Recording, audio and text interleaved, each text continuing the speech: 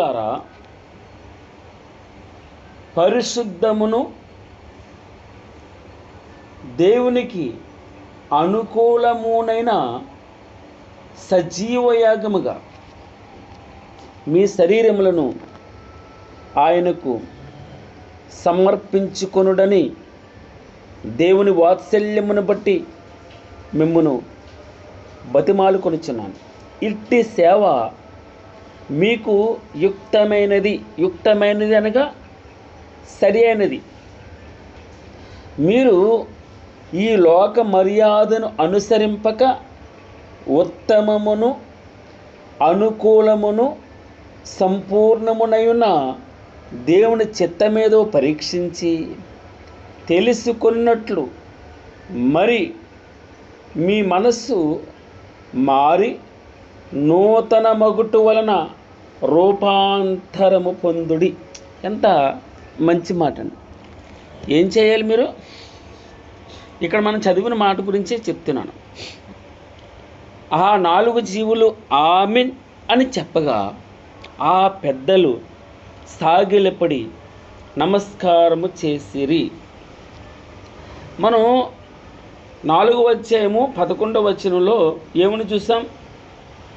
ఆ 24 పెద్దలు సింహాసనమునందు ఆసీనుడయుండు వాని ఎదుట సాగిలపడి ఏం చేశారమ్మా? సాగిలపడి యుగ యుగములు జీవించుచున్న వానికి నమస్కారము చేయుచు, ప్రభువా మా దేవా, నీవు సమస్తమును సృష్టించితివి, నీ చిత్తమును బట్టి అవి యుండెను, దానిని బట్టియే సృష్టింపబడను కనుక నీవే మహిమ ఘనత ప్రభావములు పొందనర్హుడు అని చెప్పుచు తమ కిరీటములను ఏం చేస్తున్నారండి? తమ కిరీటములను ఆ సింహాసనము ఎదుట వేసిరి. ఆ సింహాసనము ఎదుట వేసిరి. రోమీయులకు రాసిన పత్రిక 12వ అధ్యాయం 1వ వచనం చూసాం. అక్కడ సజీవ యాగముగా బ్రతుకున్నప్పుడే ఒక్కసారానికి సమర్పించుకుని మరలా వెనక్కి తిరిగి తీసుకోనంతగా త్యాగం. మన జీవితాల్లో భగవంతుని దగ్గర పరిశుద్ధంగా బ్రతకాలంటే త్యాగం ఉండాలి. మనం అందుకే ఈ లోక మర్యాదను అనుసరింపక అన్నాడు. ఈ లోక మర్యాదను అనుసరిస్తాం మన జీవితాల్లో. ఇంకా దాన్ని ఏమంటారంటే కొన్ని ఆశల్ని చంపుకోం.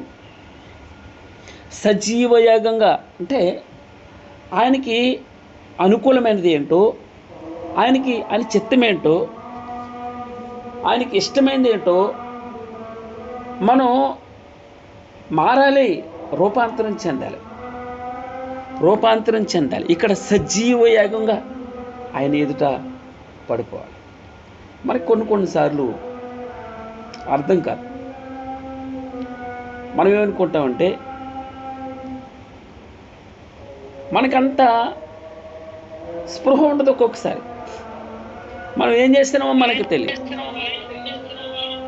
అందుకే రోజు మనల్ని మనం స్వపరీక్ష చేసుకోవాలి. వాక్యంలో అనే అర్థంలో చూసుకోవాలి. ఆ 4 జీవులు ఆమెనని చెప్పగా ఆ పెద్దలు సాగిలపడి నమస్కారం చేశారు. కిరీటాలు ఆయన ఎదుట వేశారని 4 అంటే తన హోదా సమస్తం పట్టుకొచ్చి పడేయడం. నీకంటే నాకేం అక్కర్లేదు ప్రభు, నీకంటే నాకు ఇంకేమొద్దు, అది దాని అర్థం. నీవు ఉంటే చాలు. ఈ మాట మరలా మీకు విసుగొచ్చిన మరలా చెప్తున్నాను. ఆకాశమందు నీవు తప్ప నాకెవరున్నారు, నీవు నాకుండగా లోకంలోనిది ఏది వద్దు ప్రభు. సరే, రోజు నేను బలహీనంగా ఉండొచ్చు, నా హృదయం క్షీణించి ఉండొచ్చు, డబ్బు లేకపోయి ఉండొచ్చు, ఆస్తిపాస్తులు లేకపోయి ఉండొచ్చు, అందం లేకపోయి ఉండొచ్చు, తెలివైన వాళ్ళం కాకపోవచ్చు, జ్ఞానులం కాకపోవచ్చు. అయినను నిత్యము నీవు నాకు ఆశ్రయ దుర్గముగా ఉన్నావు. దేవుడే ఆశ్రయంగా ఉంటే దుర్గం, నా కొండ, నా కోట, యెహోవా నా బలం, యెహోవా నా బలం, నిత్యము ఆశ్రయించదగ్గ దుర్గం. దుర్గం అంటే కదలనిది, ప్రొటెక్షన్ ఇచ్చేది. ఆయన చాటున, మహోన్నతిని చాటున ఏమన్నాడండి? మహోన్నతిని చాటున నివసించేవాడే సర్వశక్తిని నీడను విశ్రమించేవాడు. ఒక మాట ఉంటుంది అక్కడ, యెహోవా నీవే నా ఆశ్రయం అని నీవు మహోన్నతుడైన దేవుని నీకు నివాస స్థలముగా చేసుకునేది. ఎంత అద్భుతమైనటువంటి మాట అండి. భగవంతునే మన నివాస స్థలంగా చేసుకుంటాం. యెహోవా నీవే నా ఆశ్రయం అని నీవు మహోన్నతుడైన దేవుని నీకు నివాస స్థలముగా చేసుకుని. ఎంత ధన్యులు! ఆయన్ని మన నివాస స్థలం, మన దాగుచోట ఆయనే, మన దుర్గం ఆయనే. ఇక ఉదయకాల సమయంలో ఈ మాట మనం బాగా అర్థం చేసుకోవాలని దేవుడు ఇష్టపడుతున్నాడు. వారు సాగిలు పడుతూ ఉన్నారు, నమస్కారం చేస్తూ ఉన్నారు. మంచిది. 10వ వచనం కొద్దాం. ఆ పెద్దలు, నీవు ఆ గ్రంథమును తీసుకుని దాని ముద్రలను విప్పుటకు యోగ్యుడవు, నీవు వధింపబడిన వాడవై నీ రక్తమిచ్చి ప్రతి వంశములోను, ఆయా భాషలు మాట్లాడువారిలోను, ప్రతి ప్రజలోను, ప్రతి జనములోను దేవుని కొరకు మనుషులను కొని మా దేవునికి వారిని ఒక రాజ్యముగాను యాజకులను గాను చేసితివి గనుక భూలోకమందు ఏలుదురని క్రొత్త పాట పాడుదురు. మీరు విలువ పెట్టి కొనబడినవారు. ఏమండి, ఎలా కొన్నారు మీరు? ఏమన్నాడు ప్రభువారు ఇక్కడ 10వ వచనంలో? ఆ పెద్దలు, నీవు ఆ గ్రంథమును తీసుకుని దాని ముద్రలను విప్పుటకు యోగ్యుడవు, నీవు వధింపబడిన వాడవే, నీ రక్తమిచ్చి ప్రతి వంశములోను, ఆయా భాషలు మాట్లాడువారిలోను, ప్రతి ప్రజలోను, ప్రతి జనములోను దేవుని కొరకు మనుషులను కొని. మనం ఒట్టిగా రక్షింపబడ్డాం అనుకుంటున్నామమ్మా? కాదు సమా. విలువ పెట్టి కొనబడినటువంటి వాడు. అన్నాడు అమూల్యమైన రక్తం చేత. 19వ వచనం కదండి, పేతురు రాసిన మొదటి పత్రిక 1:19లో అమూల్యమైన రక్తం చేత అనగా నిర్దోషమును నిష్కలంకమునకు గొర్రెపిల్ల వంటి క్రీస్తు రక్తం చేత. మీరు ఆలోచించండి. మీరు విలువ పెట్టి కొనబడినవారు, నీ ఇష్టం కాదు. అందుకే రోమీయులకు రాసిన పత్రిక 8వ అధ్యాయంలో ఉంటుందన్నమాట, ఇక మీదట నీవు రుణస్థుడు దేనికి కాదు, పాపమునకు రుణస్థుడు కాదు. నీ ఇష్టం వచ్చినట్టల్లా చూడడానికి, నీ ఇష్టం వచ్చినట్టల్లా చేయడానికి ఇక మీదట నీవు దేనికి రుణస్థుడు కాదు, శరీరమునకు రుణస్థుడు కాదు. నీ కళ్ళు చెప్పినట్టల్లా, నీ హృదయం చెప్పినట్టల్లా నీ ఇష్టం వచ్చినట్టు ఆడడానికి అయిపోయిన చాలు, గతించిన కాలం చాలు అన్నాడు. క్షయమైన అటువంటి క్షయమైనది నీకు అర్థం కావట్లే. దేనికోసం ప్రాకులాడుతున్నావు, ఎవరి కోసం ప్రాకులాడుతున్నావు? నీ శరీరం చెప్పినట్టల్లా ఆడడానికి శరీరమునకు నీవు రుణస్థుడువు కాదు. నువ్వు దేనికి రుణస్థుడువు? దేని మీద ప్రాకులాట ఉండాలి? ఆధ్యాత్మిక ఆత్మీయమైనటువంటి నీ ఎదుగుదల ఎలా ఉందో నువ్వు ఆలోచన చేసుకో. నీ పరిస్థితి ఎలా ఉందో నువ్వు ఆలోచన చేసి స్వపరీక్ష చేసుకో. ఇతరులు చెప్తే నీకు కోపం వస్తుంది, నువ్వేనా అనుకుంటావు. నీ బ్రతుకు ప్రభు పక్కన పెట్టుకో. ప్రభు దేనికోసం ప్రాకులాడాడు, దేనికోసం మోకాళ్ళు ఊని.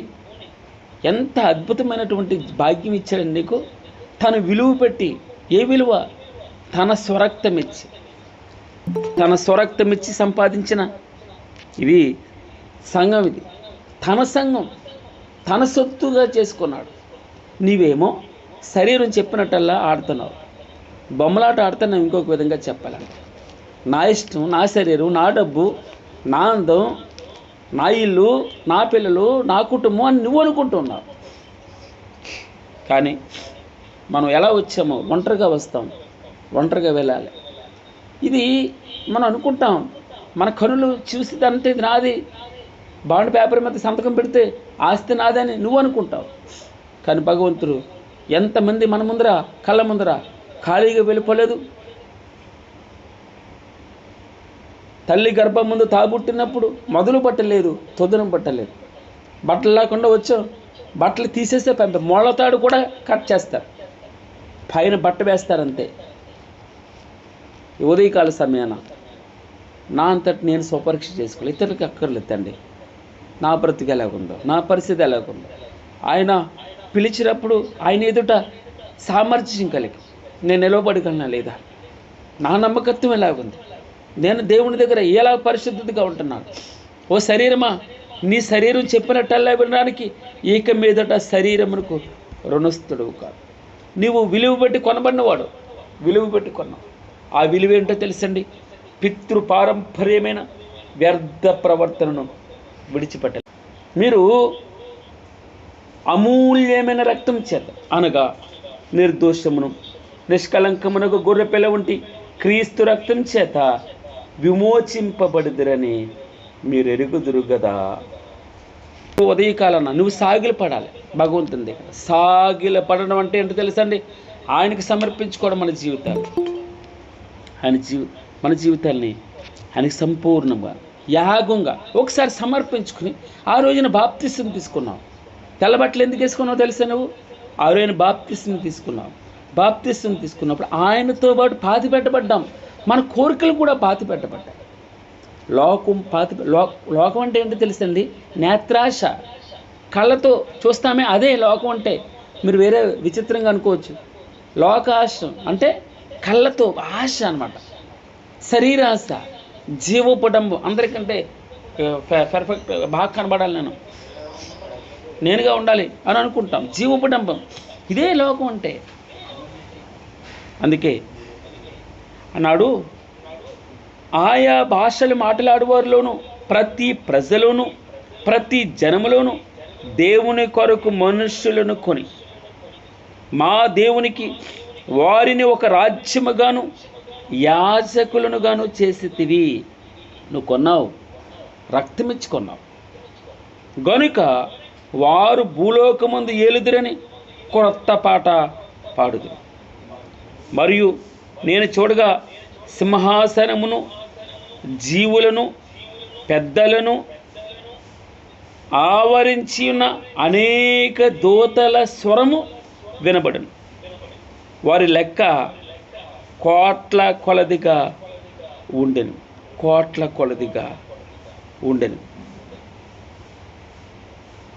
ఇంకొక విషయాన్ని నేను నిన్న మాట్లాడడం మర్చిపోయాను. 8వ వచనంలోకి వద్దాం. 6వ వచనం నుంచి చదువుతాను. మరియు సింహాసనమునకును ఆ 4 జీవులకును పెద్దలకును మధ్యను వధింపబడినట్లుండిన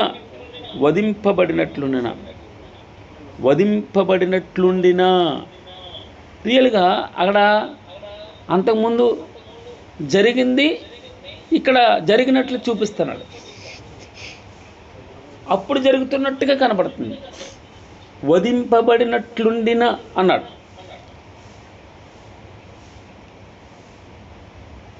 మరియు సింహాసనమునకును ఆ 4 జీవులకును పెద్దలకును మధ్యను వధింపబడినట్లుండిన గొర్రెపిల్ల నిలిచియుండుట చూచితిని. ఆ గొర్రెపిల్లకు 7 కొమ్ములను 7 కన్నులను ఉండెను. ఆ కన్నులు భూమి అన్నంతటికి పంపబడిన దేవుని 7 ఆత్మలు. ఆయన చెప్తూ ఉన్నాడు ఇక్కడ డైరెక్ట్గా. ఆయన వచ్చి సింహాసనమునందు ఆసీనుడయుండు వాని కుడి చేతిలో నుండి ఆ గ్రంథమును తీసుకుని. ఎవరు? డైరెక్ట్గా యేసుక్రీస్తు వారే. ఆయన దానిని తీసుకున్నప్పుడు ఆ 4 జీవులను, వీణలను, ధూప ద్రవ్యములతో నిండిన సువర్ణ పాత్రలను పట్టుకొని ఉన్న ఆ 24 పెద్దలను ఆ గొర్రెపిల్ల ఎదుట స్తోత్రము, ఆ గొర్రెపిల్ల ఎదుట సాగిలపడిరి. ఎవరెవరు సాగిలపడ్డారమ్మా? ఆయన దానిని తీసుకున్నప్పుడు ఆ 4 జీవులను, వీణలను, ధూప ద్రవ్యములతో నిండిన సువర్ణ పాత్రలను పట్టుకొని ఉన్న ఆ 24 పెద్దలను ఆ గొర్రె పిల్ల ఎదుట సాగిల పడిరి. ఈ పాత్రలు పరిశుద్ధుల ప్రార్థనలు. ఎవరి చేతిలో ఉన్నాయి? ఆ 4 జీవుల చేతిలో. ఆయన దానిని తీసుకున్నప్పుడు ఆ 4 జీవులను, వీణలను, ధూప ద్రవ్యములతో నిండిన సువర్ణ పాత్రలను పట్టుకొని ఉన్న ఆ 24 పెద్దలను ఆ గొర్రెపిల్ల ఎదుట సాగిలపడిరి. ఈ పాత్రలు పరిశుద్ధుల ప్రార్థనలు. చూడండి, వారి చేతిలో పాత్రలు ఉన్నాయి. ఆ పాత్రల నిండా కొన్ని ఉన్నాయి. అవేంటో తెలుసండి? పరిశుద్ధుల ప్రార్థనలు. మనం ఎక్కడికి వెళ్తాయి ప్రార్థనలు అని నువ్వు అనుకోవచ్చు. ఎక్కడికి వెళ్తున్నాయి? ఆ పాత్రలోకి వెళ్తున్నాయి. ఈ పాత్రలు పరిశుద్ధుల ప్రార్థనలు. ఆ పెద్దలు, నీవు ఆ గ్రంథమును తీసుకుని దాని ముద్రలను విప్పుటకు యోగ్యుడవు, నీవు వధింపబడిన వాడవే, నీ రక్తమిచ్చి లేక రక్తములో ప్రతి వంశములోను, ఆయా భాషలు మాట్లాడేవారిలోను, ప్రతి ప్రజలోను, ప్రతి జనములోను దేవుని కొరకు మనుషులను కొని మా దేవునికి వారిని ఒక రాజ్యముగాను యాజకులనుగాను చేసేదివి కనుక వారు భూలోకమందు ఏలుదురని క్రొత్త పాట పాడుదు.